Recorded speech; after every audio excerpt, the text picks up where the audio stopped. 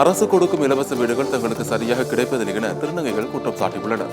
செங்கல்பட்டு மாவட்டம் பெரும்பாக்கத்தில் உள்ள சமுதாய நலக்கூடத்தில் ஊராட்சி மன்ற தலைவர் மற்றும் அரசு அதிகாரிகள் முன்னிலையில் திருநங்கையர் தினம் விழா கொண்டாடப்பட்டது.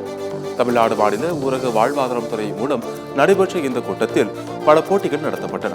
பின்னர் செய்தியாளர்களுக்கு பேட்டியளித்த திருநங்கைகள் தமிழகத்தில் பல்வேறு இடங்களில் திருநங்கைகள் கொலை செய்யப்படுகிறார்கள் என்றும் கொலை செய்யப்பட்ட குடும்பத்திற்கு நீதி கிடைப்பதில்லை எனவும் வேதனை தெரிவித்தனர்.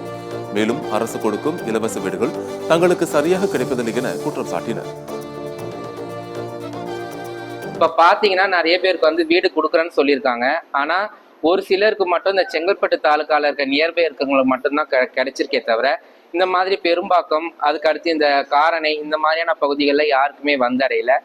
2 வருஷத்துக்கு முன்னாடி பாத்தீங்கன்னா தமிழ்நாடு அரசு மூலமா இந்த சுய உதவிக்குழு தொடங்குறதுக்காக 50,000 வந்து இலவச மானியம் கொடுத்தாங்க. அதை திருப்பி செலுத்த வேண்டிய அவசியம் இல்லை. அது மூலமா அவங்க என்ன தொழில் செய்ய விரும்புறாங்களோ அந்த தொழிலை அவங்க செஞ்சுக்கலாம். ஆனா இப்ப பாத்தீங்கன்னா கடந்த 2 வருஷமா இந்த மானியத்தை நிறுத்தி வச்சிருக்காங்க.